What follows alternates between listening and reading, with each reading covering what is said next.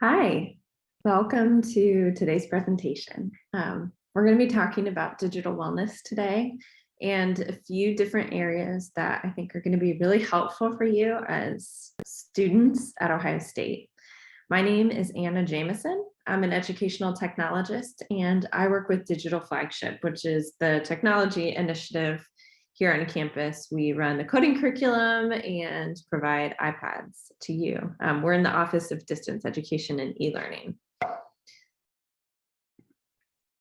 So let's talk about what to expect in this presentation. This is going to be about 15 minutes long.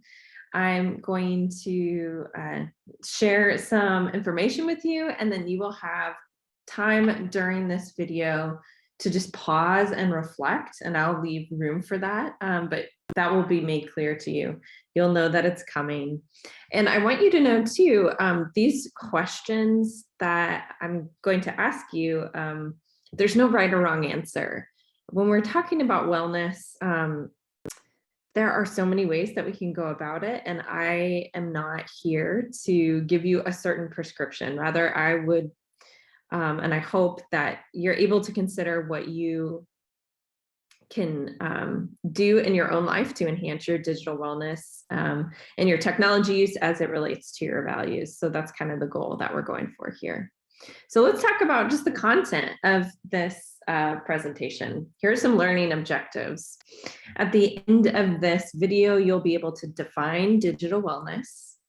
You'll reflect on your personal technology use, and then you'll brainstorm 2 or 3 action steps that you can take this week to enhance your digital flourishing. And we're going to talk about digital flourishing in a bit. So that's where we're headed. But first, let's talk about digital wellness.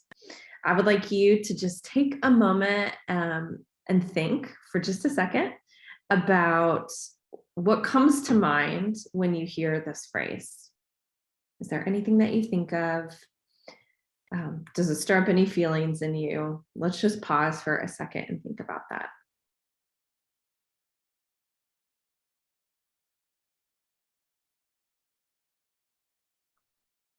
Here are some things that come to mind for me, or things that I've heard a lot when we think about digital wellness. A lot of people think of screen time or digital well-being, which is a part of the settings in Apple and Android devices. You might hear, like on the news, using technology too much, setting limits on your phones, or maybe there's just confusion, not really sure what it means, or like it's something that sounds really nice, but how do we actually get there? So that's what we're going to get into today. Here's a definition of digital wellness. It's a lifestyle centered on each part of your life, including technology, with a focus on living a healthy and integrated life. So there are a few key words here that I want to point out. One, it's a lifestyle. It's choices that we make every day, rhythms that we have that acknowledge and incorporate our relationship to technology as it relates to our health. Another might be obvious, but it is related to our health. How can we live a healthy life as we consider technology?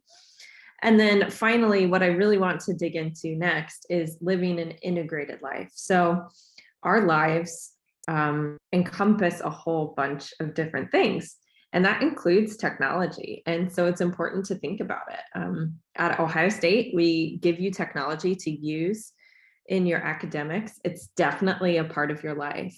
But even if that wasn't the case, or even if we were looking at technology outside of academics, it's still so relevant because it's a part of our culture.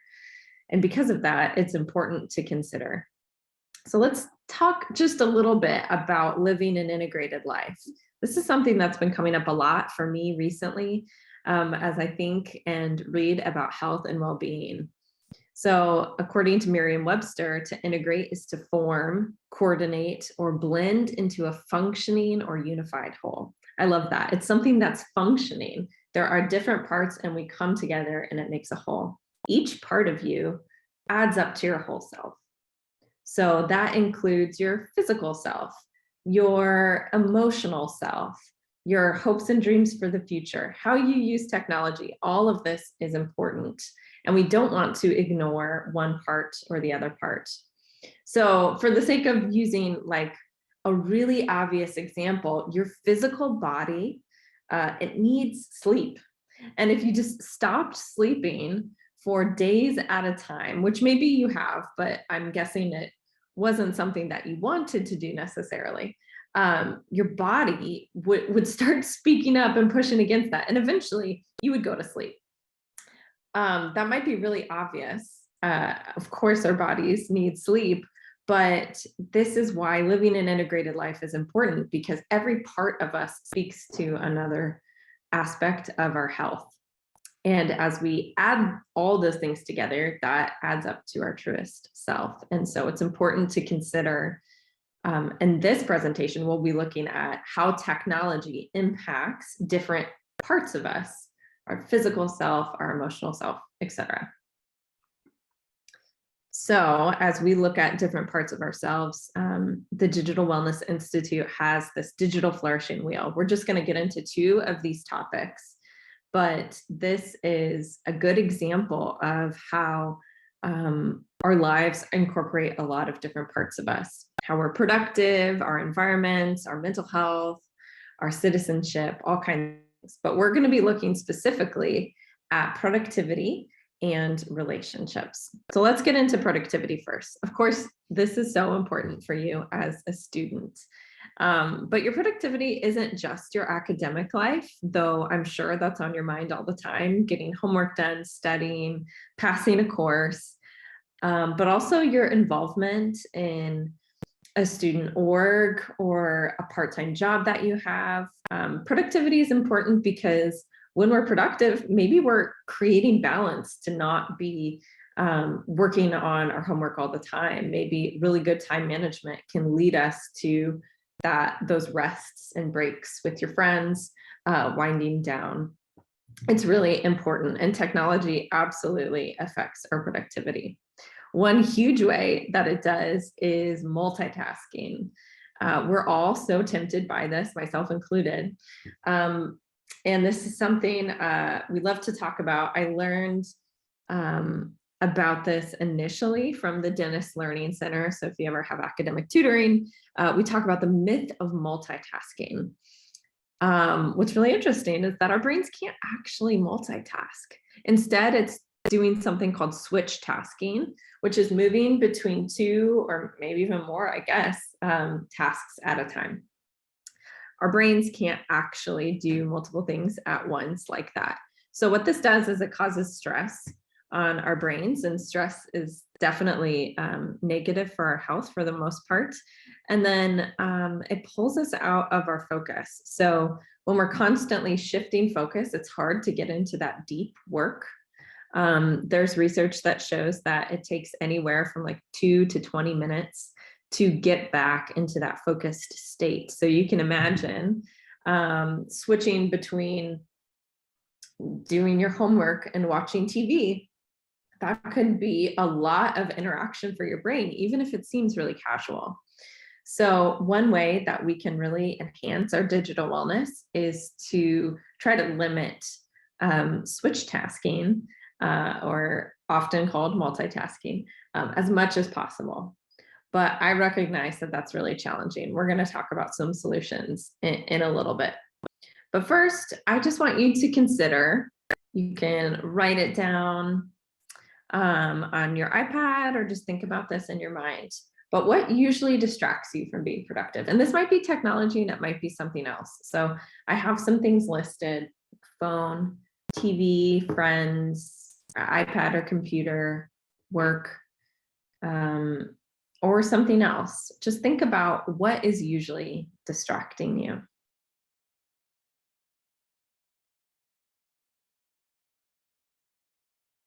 And we're going to move on to the next section, but I promise we'll return to this. So we're going to talk a little bit about relationships. And of course, as I was thinking about what are 2 topics that I could tell you about that's important with digital wellness for you as a college student, I thought productivity and relationships.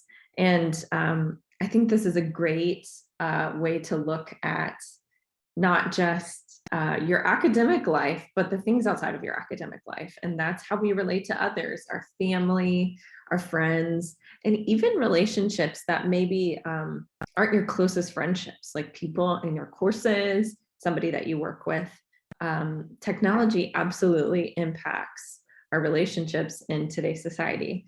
And there are ways that we can use technology to enhance those relationships, and some ways that it can have a negative impact on those relationships. So let's look at how technology can negatively impact our relationships. Here are a few key words. One is technoference. So you get it? Technology interference. Technology interferes or interrupts what you're doing. So this could be anything from like notification sounds to somebody calling you, or just like feeling compelled to check your device. And then it's not just you checking your device, maybe somebody else is doing that around you and it's interfering with what's happening. And related to that is a word called phubbing, which is looking at your phone and no longer being present to the people around you. So obviously, I think these are things that happen to us all the time. What's important to acknowledge is that the technology interfering with our physical contact, our presentness with others. So you're hanging out with friends in your dorm room, you're working on a group project at the library, something like that. When technology is interfering, it can make us feel disconnected from one another. Maybe we don't feel heard. Maybe things get miscommunicated because somebody else is distracted or I'm distracted. So it can cause some negative interactions with people, or just not ideal. Maybe they're not totally negative, but maybe we're miscommunicating a lot because technology is interfering. We have that technoference.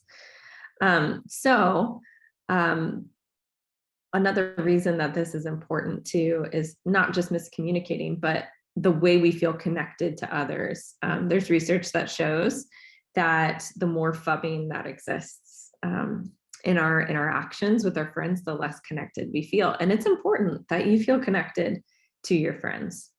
So we will talk about solutions just in a bit, but I want you to think about two things. One, how many times do you get phubbed in a day? And also, when you think about how frequently that occurs, I want you to think about how that makes you feel. And as you've thought about that just a little, you can also reflect on how many times you might phub somebody else in a day. So maybe you're really awesome at this. I know I do this. It's not always on purpose, but it's something that we all engage in to some extent. So I would love for you to consider those feelings that you have when somebody else is distracted, when they're near you, and also just reflect on how often you might be engaging in that behavior as well. And know that there are ways that we can limit that, just so we can be more present with one another. So there are some tools that can help you. I mentioned this at the beginning, but screen time and digital well-being, whether you're using an Apple device or an Android device, this is a way that you can set limits on your device. You can have apps shut down after a certain amount of time or turn off at a certain time of day if that's distracting to you. There are focus modes in both of these, and they both live under settings. I wish I could go into so much more detail, but I don't have time today. But just know that there is a lot of customization that you can incorporate if you decide that you want to block apps while you're studying. You can set your device to do that so that you can be more productive. Or maybe like the next option, you want to put your phone on do not disturb when you're with your friends, so that you're not necessarily blocking apps, but you're not getting notified of those notifications that are popping up on your screen. But you can choose to check your phone on your own time instead of having that technoference like we talked about. And of course, do not disturb can be a great feature for your study time or productivity as well. Finally, there's a ton of resources in the Digital Flagship Handbook, and I actually want to show you where that lives. So I am going to share my screen, and we're going to look at that together just really quickly.